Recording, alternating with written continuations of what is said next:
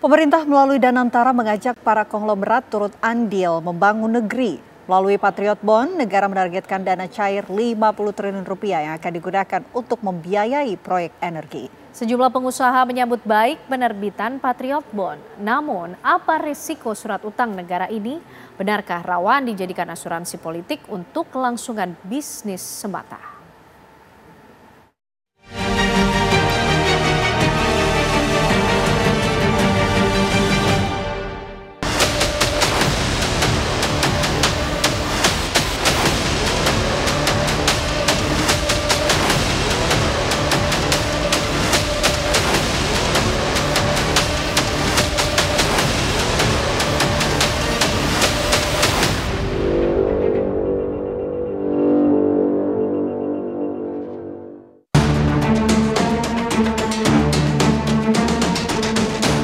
Para orang kaya di tanah air tengah diajak turut terlibat dalam berbagai program pembangunan, mendorong kemandirian dan kemakmuran negeri. Pemerintah melalui Danantara sedang membuka skema supaya pengusaha nasional menyalurkan pengabdiannya dengan menerbitkan Patriot Bond. Patriot Bond merupakan instrumen pembiayaan strategis yang lazim digunakan berbagai negara, seperti India, Jepang, dan Amerika Serikat. Tujuannya memperkuat pembiayaan nasional. Dengan Patriot Bond, para konglomerat di negeri ini memiliki wadah bergotong royong menyatukan kekuatan ekonomi.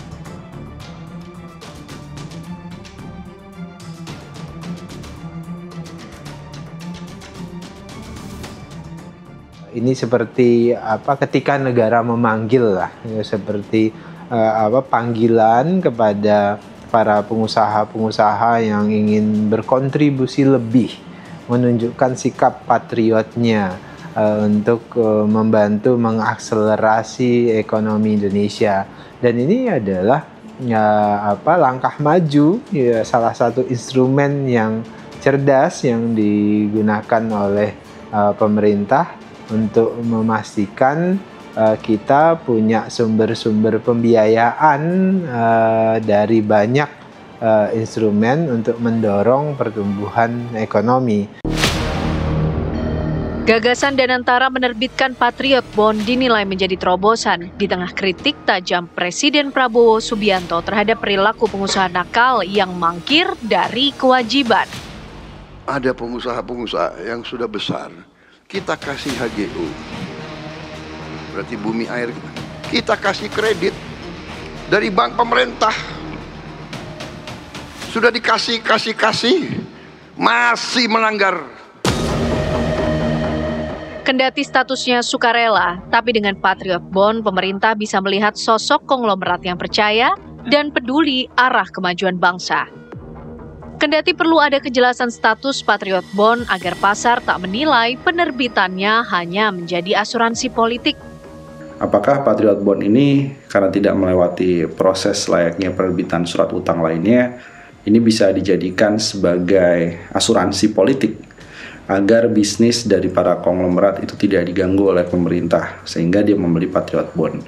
Nah, hal-hal seperti ini yang membuat distorsi di pasar keuangan terjadi. Jangan dimaknai secara politik misalnya seolah-olah sebagai tekanan dari pemerintah kepada pengusaha-pengusaha besar. Tidak, kan penawaran Patriot Bond itu ditawarkan secara terbatas kepada mereka yang mau menunjukkan sikap patriotiknya, terutama di bidang ekonomi, untuk sama-sama membangun Indonesia dan tidak ada tekanan sama sekali.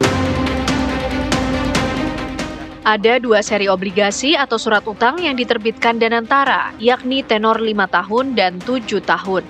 Kedua, seri Patriot Bond akan menawarkan kupon atau imbal hasil 2%. Diharapkan dari 2 jenis surat utang itu, dana segar yang diraup mencapai 50 triliun rupiah. Dari dana yang terhimpun ini akan dipakai untuk membiayai proyek pengolahan sampah dan program strategis lainnya. Target perolehan 50 triliun rupiah ini pun dinilai mudah diperoleh di pasar. Namun menjadi catatan, apakah secara jangka panjang ada seri kedua dengan skema yang sama? Kalau untuk mencapai 50 triliun, menurut saya kalau dilihat dari persebaran kapital yang ada di Indonesia sebenarnya itu gampang untuk dicapai. Menurut saya cukup mudah untuk dicapai oleh pemerintah. Tapi catatan penting adalah melihat jangka panjangnya. Dalam artinya apakah akan ada model yang sama yang akan dikeluarkan oleh pemerintah ke depannya. Jika misalnya muncul model yang sama, apakah ada perbedaan signifikansi dengan menu nih Patriot Bond yang sudah dijual sebelumnya? Danantara memang ditugaskan Presiden untuk menggenjot investasi agar target pertumbuhan ekonomi tercapai. Tugas utama kita itu mendorong investasi, karena itu juga tercatat di target 2045 Indonesia Emas. Tanpa investasi, ya seperti kita lihat negara-negara lain yang sudah bisa tumbuh di atas 7-8%, Cina misalnya, itu tanpa investasi sulit ekonominya bisa lebih dari apa yang sudah mereka achieve. Presiden Prabowo Subianto secara khusus memuji penerbitan Patriot Bond yang diluncurkan Danantara. Apalagi sejumlah pengusaha kakap disebut-sebut terlibat. Dari apa yang disampaikan Pak Presiden dan yang diperjuangkan oleh Pak Rosan. Bagus sekali tadi kinerja Danantara. Jadi itu bukti kepercayaan kepada negara, kepercayaan kepada Presiden Prabowo dan Danantara, dan sudah bisa dirasakan. Bagus sekali tadi Bapak Presiden sangat mengapresiasi kinerja Danantara. Tapi di balik penerbitan Patriot Bond, tanya mengemuka. Apa resiko surat utang perdana yang dirilis Danantara itu? Seberapa tertarik dunia usaha membeli Patriot Bond?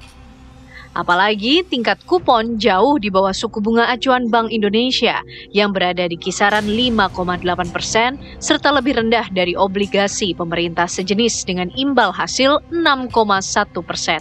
Kita juga harus melihat bahwa apakah animo atau benar-benar peminat dari pengusaha, karena kan ini kan bunganya cuma 2% ya.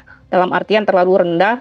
Kalau berpikir pengusaha pengen membeli bond tersebut berdasarkan pada patriotisme, mungkin bisa saja berhasil kalau ada dalam tekanan politik. Tapi kita kalau berbicara tentang perspektif pasar secara rasional mungkin akan agak susah untuk secara sustainability-nya ke depan. Patriot Bond yang minat itu kabarnya ada Prajogo sama Jarum ya Pak? Benar nggak sih Pak?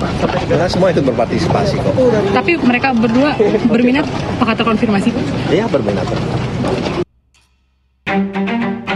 Tentunya Danantara telah mempertimbangkan segala resiko dari penerbitan Patriot Bond. Sebab semangat investasi tak hanya bicara tentang merah putih, namun ada prinsip kepastian dan saling menguntungkan. Jangan sampai ada prasangka Patriot Bond hanya menjadi asuransi politik.